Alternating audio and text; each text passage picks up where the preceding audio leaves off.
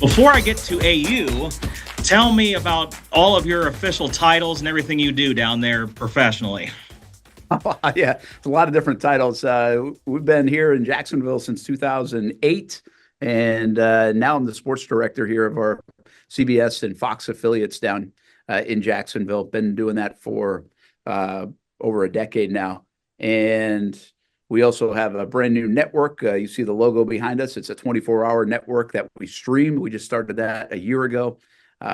In place of radio, it's kind of like a radio show, but also a network full of various content and shows and talk shows and other things, including live events.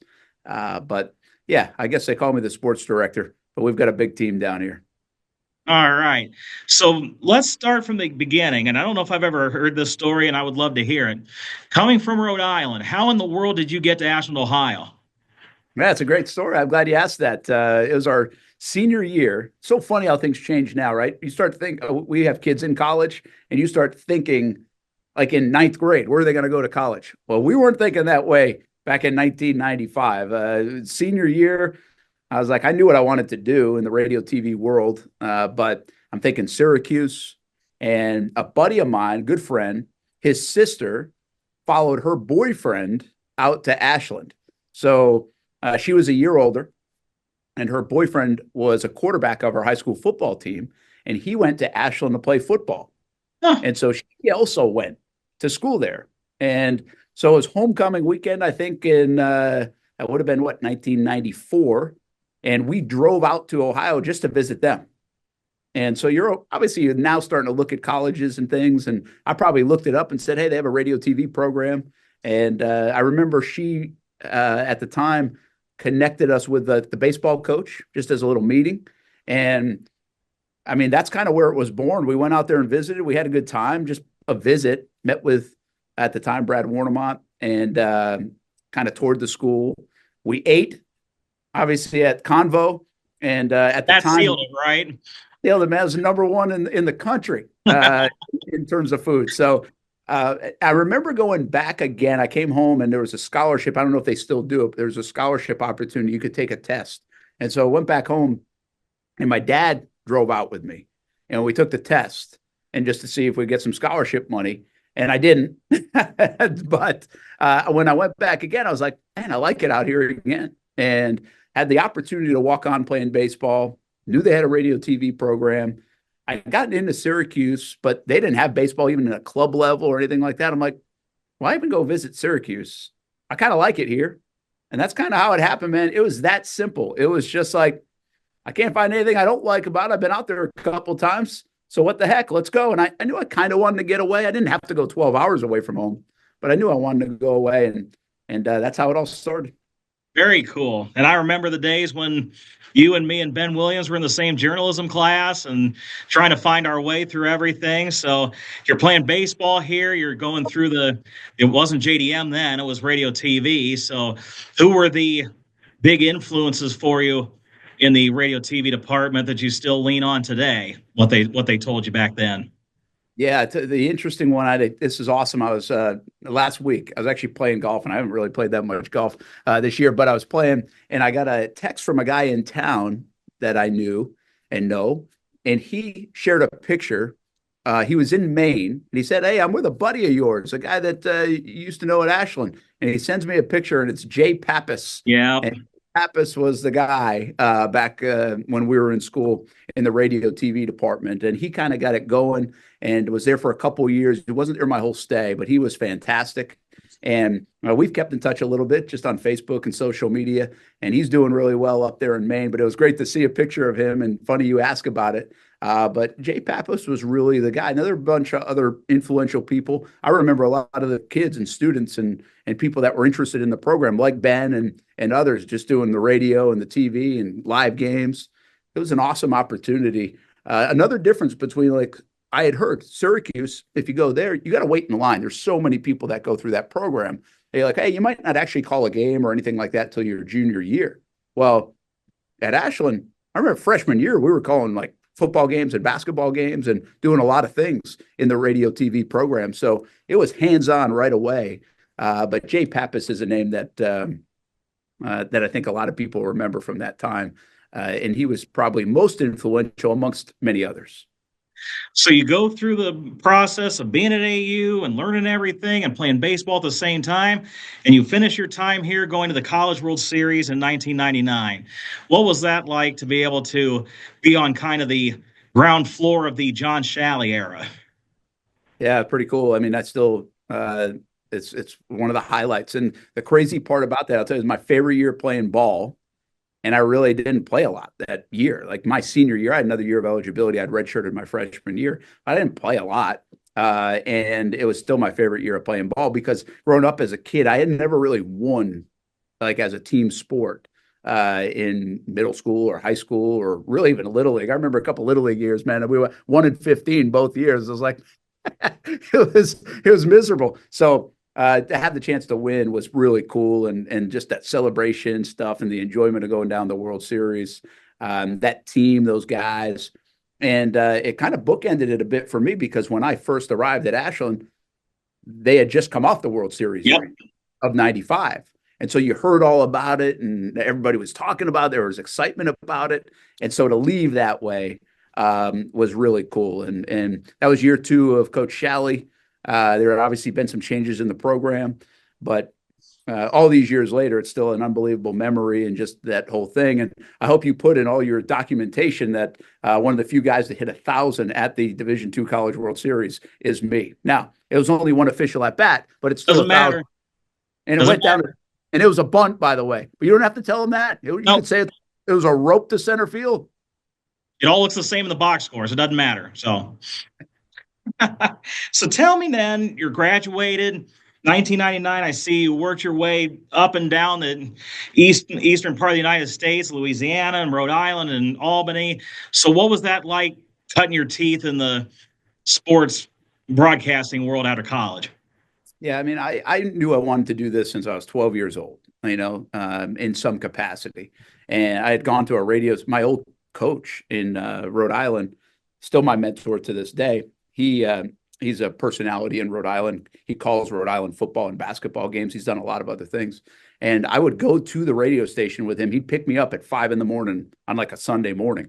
And he would let me write scripts, and I'd practice on a mic, a little girl voice that I had at the time. And that was kind of the introduction to it.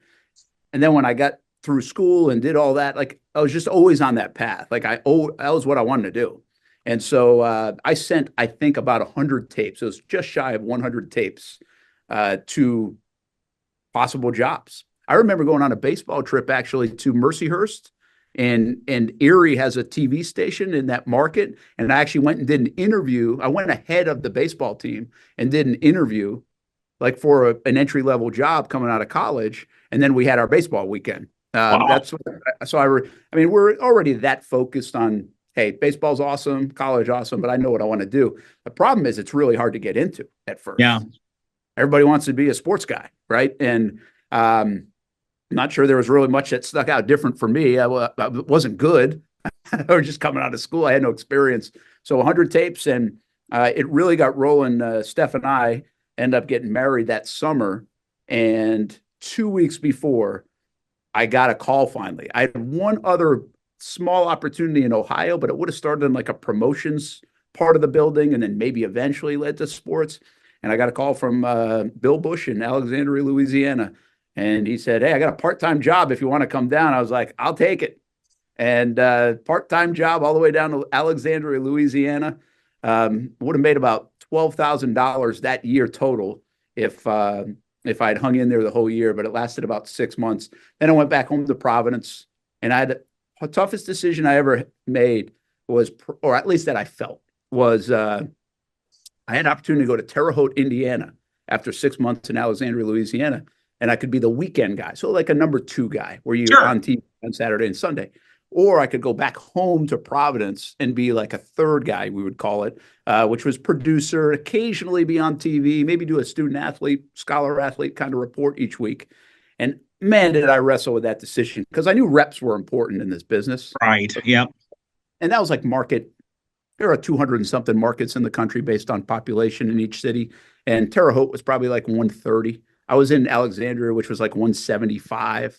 and Providence was 52 or 3 or something. So it's a bigger market. And man, I wrestled with it and ended up going to Providence, not really for back home. I just thought, being around all those professional teams and other things was probably an advantage.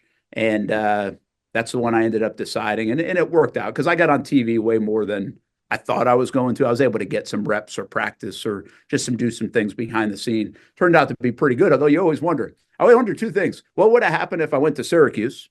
I wouldn't be talking to you, Dusty. And what would have happened if I went to Terre Haute, Indiana? Like, where does your career path end up?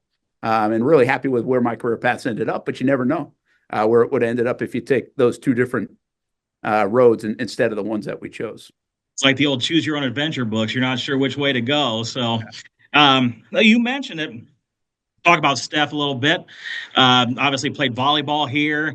And whenever you get in this profession, me being an SID, you being in broadcasting, you put in an awful lot of hours and you need a supportive wife that understands, hey, I'm not going to be around as much as maybe you'd like me to. So she went with you every step of the way. So that support had to be important. Yeah, I mean, she's been awesome, really.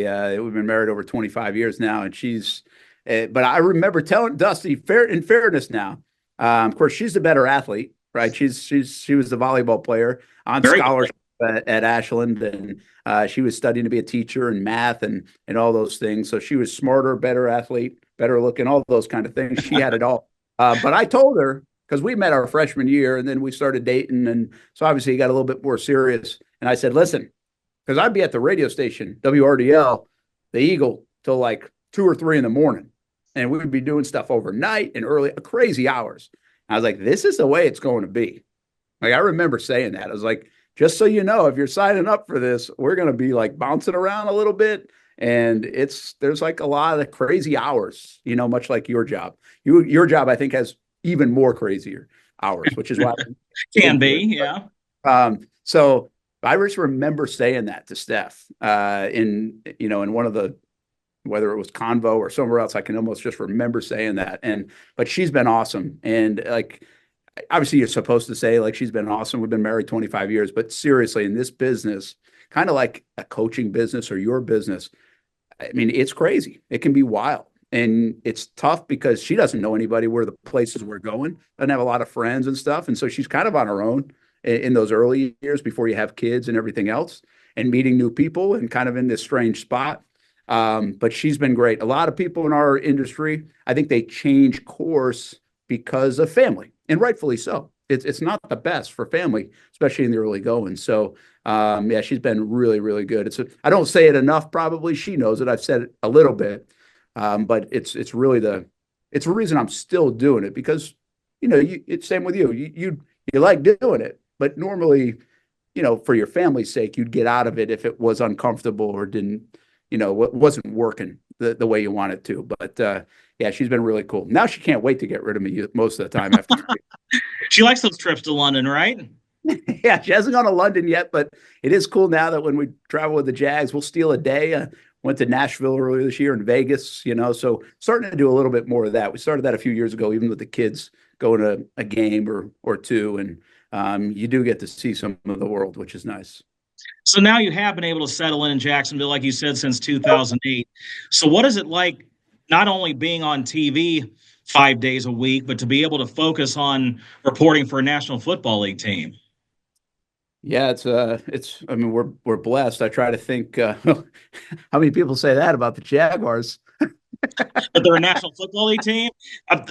My team can relate to that. So, or we're blessed to be able to cover them. Right? Like, yeah, but, you're more blessed than I am at this point. But we can compare notes after this.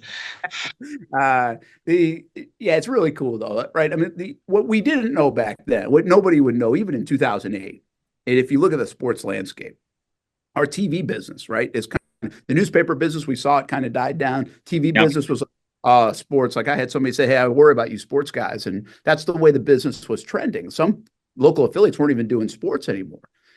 So what's really wild to me is if you look at the landscape since then, in the last 15, 20 years, sports is such an identity of so many people, the culture. The NFL is a huge part of that, what everybody does on Sundays and now Mondays and Thursdays. And we get to cover one of those teams and we get to travel with them. We know them. We go in and out, host shows. The people here in Jacksonville are so passionate, much like the folks in the Cleveland area about their team. They get mad. They get mad at us, like all of it. And it's really cool. And then the one other aspect of it in Jacksonville that I think makes it unique is this is kind of it. Now, we've got other things to cover, but it's not like Cleveland where you've got other professional sports teams. Right. You know? And so around here in June, we're not talking about the baseball team. We're still talking about the Jags, even though they're not even doing anything. And on one respect, that can be like, oh boy, what are we coming up with today? But people are locked into it. And I always say this, even if the Jags got really good, like think about the Patriots run kind of good. This is a market that's kind of insulated for us local media, because if you want it 24 hours a day, we're a smaller market. You're going to get it from us on TV, on radio, on this new streaming network, on social media. NFL Network and ESPN aren't sending their big reporters staking out in Jacksonville like they were in New England or New York or Chicago or those kind of places.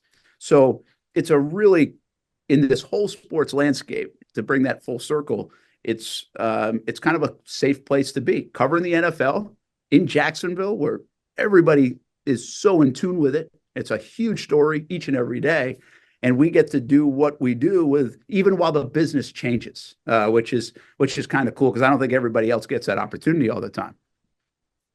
So I'll give you a couple minutes to brag on your kids. Well, I mean, we can brag on them sometimes, but now listen, it's I mean, all the what I say, like, we're not big in our business, right? We don't like cliches. No. We don't, okay, stay away from cliches. We hate the coach talk and everything else. But it was really, when I had kids, I was like, okay, I get why cliches are a thing. All the things that people say about them are true. And the cool part, these guys have been awesome. Like, they're a lot of fun. And fortunately, they like sports. You know, so, and fortunately, Steph likes sports. So like, Steph and my son go to every Jags game. Which is also cool. You go to the ride, the highs and lows of that. But Steph loves going. So mom likes it, and the kids like it. And so I've got a pretty good situation. I'm not going to many dance recitals. I'm going to softball games instead. Not that the dance recitals are bad, but I went to those a lot when I had for my sisters when I was growing up. And so it's cool that they are doing well. They've kind of found their own little path, and they love sports. They love being here. Jacksonville's a great home. And now they just begin their college career. Ties down at Flagler, which is right in St. Augustine, a beautiful, beautiful campus and place. And then my daughter's playing softball down at Daytona State, which is a junior college about an hour south of us, right near the track for the Daytona 500. Yeah. And so we'll see where that ends up. Ty's playing baseball. He's redshirting this year. But hopefully I can talk Shally into playing the Flagler Saints sometime soon. And we get a little Ashland Eagles and Flagler Saints down here in Florida. See if we can get that done. Finally, Brent, tell me, kind of do your Chamber of Commerce pitch. If somebody came to you, kids are 17 years old, what would you tell them about coming to Ashland University? Wow, that's a good one. Well, it's different than when I was there, but thankfully we've been there a few times, right? Yep. Saw you last year, right? So I'll give you a couple of things before I get to Ashland that I say to everybody, and this is because of the Ashland experience, and really because of the baseball experience that I've learned to, I guess, appreciate even more as I get more distant from it. And one is, I tell kids all the time around here, when we're covering high school, whatever else, everybody's so enamored with Division I, right? Or the big colleges and Ohio State. And I'm like, no, go play somewhere. Just go play. If you like to play, go play. Go play football. Go play soccer. Go play basketball, baseball. Division III, the NAIA, junior college, Division II, right? Ashland University. And it might not come across in a tweet like, oh my gosh, look where so-and-so is going. But it's such a great experience. It doesn't have to be Ohio State to be a great experience, especially if you love to still play. And The backside of that is, I think there were first like 5, 6, 7 years, maybe even 10 years where I didn't really keep in touch with a lot of the guys. Like you'd see here and there, maybe. But we were all trying to live our own life, trying to figure it out, right? And starting families, whatever it is. But I would tell you this, in the last 10 years, especially, and last handful of years, now I run into those guys when I'm on the road. I talk to them all the time via text. Obviously, social media has helped that, right?